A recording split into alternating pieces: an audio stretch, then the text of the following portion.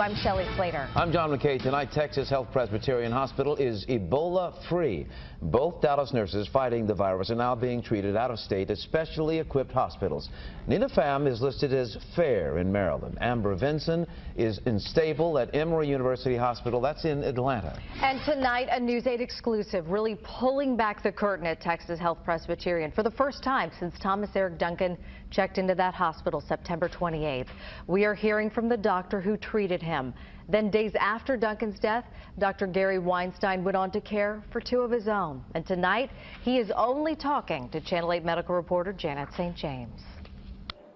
There's no crying. Happy tears are okay. The voice telling Nina Pham not to cry hours before the 26-year-old Ebola-stricken nurse was to be transferred to Maryland belongs to her doctor, Gary Weinstein. I'm just a normal guy. But the self-professed ordinary guy, a father and a fiance, has lived an extraordinary and some might say scary 18 days. As chief of pulmonology and critical care at Texas Health Presbyterian Hospital, he helped guide treatment for all three Ebola patients, Amber Vinson, Nina Pham, and Thomas Duncan. People will be worried that I'm sitting here with you. What's your temperature? Well, I have taken it 4 times today, and the most recent one was 97.2, and I have been afebrile. I was not worried as we sat for an exclusive interview. By the time Dr. Weinstein became involved in the hospital's Ebola crisis, Thomas Duncan was on dialysis, intubated, and unconscious. The nation's best experts on Ebola had helped choose an experimental medication, but it did not work. Did you know he was dying? And that it was imminent? It was very, very quick. He was critically ill and unstable, and over a period of minutes, he lost his pulse and was dead. Many people have said that Thomas Duncan was not treated as well as he should have been because he was black and uninsured. I find that remarkably insulting. I don't know how better to describe that. The team here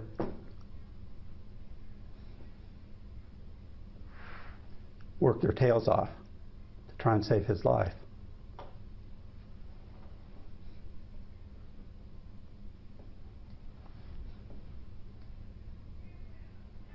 Do you think you tried everything you could? Yes. Do you think he could not be saved? Yes, he was too sick. And then, 2 days later, Nurse Nina Pham showed up with a fever and what everyone hoped was a cold. Just sunken. Felt horrible for her. What was her reaction when she heard? She was scared. She was scared.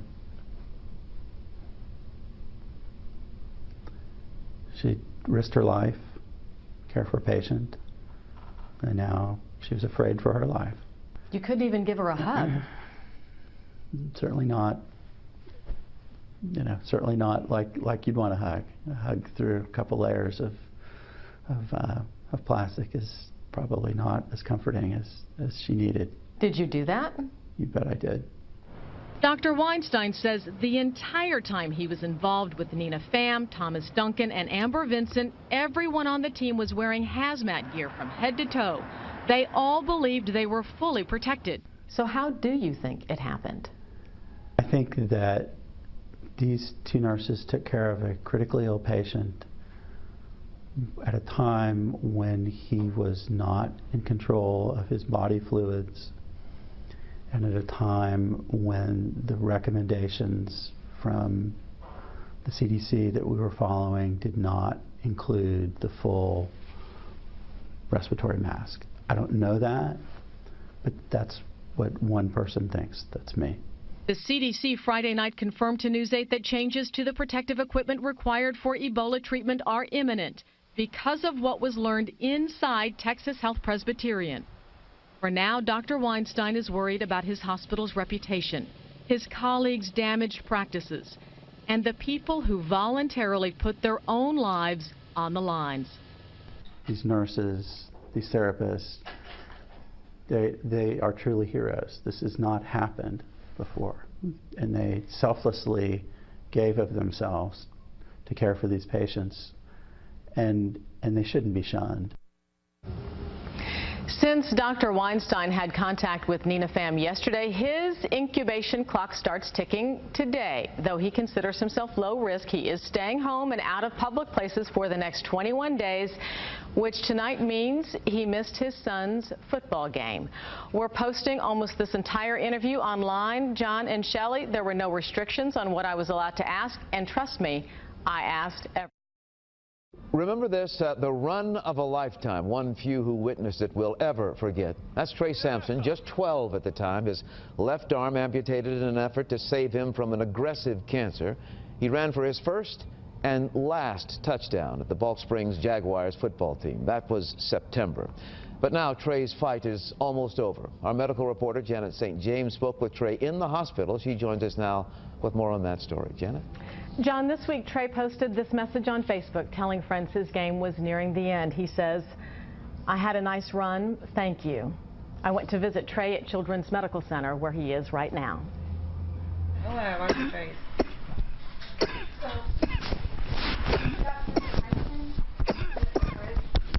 Okay. Good. Yeah, I'm not going to die from a cough attack. Okay, cool. As long as you don't. Just making sure. The cough won't kill him. But 13-year-old Trey Sampson knows now that cancer will. The doctor just came in yesterday, said they pretty much can't save me from my cancer. It really doesn't matter to me, because death isn't anything you should be afraid of, because it's going to come one day. 5 months ago. Come on, Jermaine, there we go, baby. Go, baby, baby, all right. Yeah, yeah. Trey was able to run across the goal line and score a symbolic touchdown for his Balch Springs Middle School Jaguars. His team, coaches, friends, and family cheering him to fight on. But the bone cancer that took his arm has now robbed him of the ability to walk and sometimes to breathe. When it hurts to move, when it hurts to talk, when it hurts to stand, when you're weak, you know, suffering. Nobody deserves it, especially not a 13-year-old little boy. Kimberly Sampson says for a long time she was in denial. Acceptance has given this family, which includes 2 younger sisters, the time to savor every moment. Every great shot. No, I don't. Every smile, every joke and tease. How you know? I closed my door. I can't change it if I want to. I can't change it if I tried. Oh, I wish that I could. Now I'm just to the point to where I just, you know, let it go. Let go and let God, and whatever in His will, you know, it will happen. It's really not scary because we're all going to die one day. Like, tomorrow isn't promised to anybody. For months, Trey Sampson's fight for life has taught all who surround him the meaning of strength. Now his peace with death is teaching them about courage. Doctors don't know how long Trey has left, just that time is pressing. And Trey told me, John, that he plans to live every day from here on out like it's his birthday. I hope he does. Fine young man. Yes. The loss of a baby is a terrible reality that impacts more than 24,000 American families a year. But as we grow more accustomed to talking about death and grief, many parents take advantage of the services they never imagined. Tonight, Janet St. James explores a difficult topic, and the pictures you're about to see reflect that. You like that one? In a Louisville hospital room, the Hatch family has gathered to pick a very special outfit. Which one is your favorite? That's my absolute favorite. For 5-pound, 5-ounce Gracelyn Ray's first and last family portrait. Gabe and Jennifer Hatch knew early in the pregnancy that their daughter had a fatal birth defect. They chose to carry their baby to term, wanting to witness and savor her tender beauty. Every second of it. Every second. They invited Amber Augustin, because I'm going to have you kiss her on the head in a second, to capture every precious and all too fleeting moment. And Brooke, give me a smile. And I do that because I had a son born at 30 weeks that we almost lost, and I just knew that if we did, I would have to have the photographs to remember him. And then, Dad, you're going to put your hand back here. With care and respect, Augustin and other volunteer photographers share the gift of free portraits with families facing the loss of an infant. I'm just humbled to be able to do it. Tiny works of art, Augustin calls hers. She was invited into the delivery room with the Hatches and caught on film an unexpected blessing as Gracelyn, who wasn't expected to survive birth, lived for 28 miraculous minutes, long enough to squeeze her daddy's hand. It is the happiest day of my life.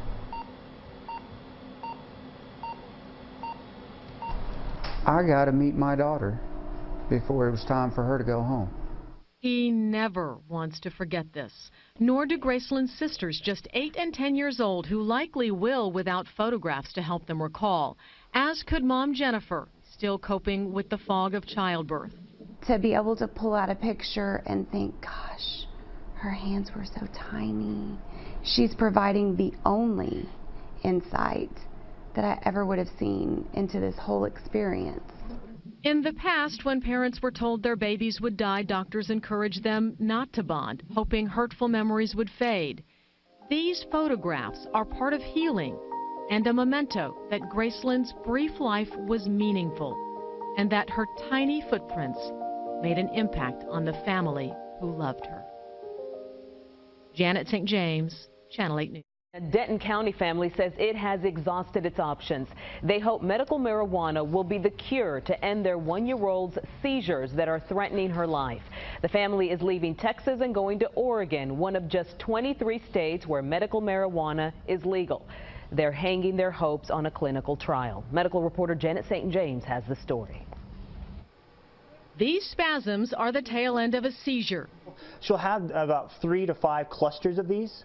Dad Chris Blanchette can only hold his 14-month-old daughter Eleanor's hand and hope she's not in any pain. Eleanor was born with a rare seizure disorder called Aicardi syndrome. Her condition so serious. So they cut from the side of her ear up like a question mark. The right side of her brain was removed in January. Yet home video shows even that didn't stop the seizures from coming and causing more brain damage. You gonna wake up? In December, the family is traveling to Oregon to try cannabis oil, a form of medical marijuana, hoping for the sorts of improvement that have been seen in other patients. Being able to use her hand or maybe being able to walk one day is what every parent hopes for, right? For their child. And so we just want to do what's best for her and what we think might benefit her. Sabrina Blanchette has written to lawmakers urging them to legalize medical marijuana. Those that have written back have not been supportive. And sure, we may have questioned the cannabis oil at first, but that's what we want to try now. And until I think you're in our seat, in our chair, you don't really understand what that decision means. Hi, Princess. If cannabis oil works, the Blanchetts say they may be forced to move to a state where life-saving treatment for their daughter is available and legal. Now, some have suggested that if cannabis works, the family could just administer it to their daughter here. But remember, because marijuana in all forms is illegal in Texas, if it's detected in their daughter's system, her parents could lose custody of her and her sister or even be jailed.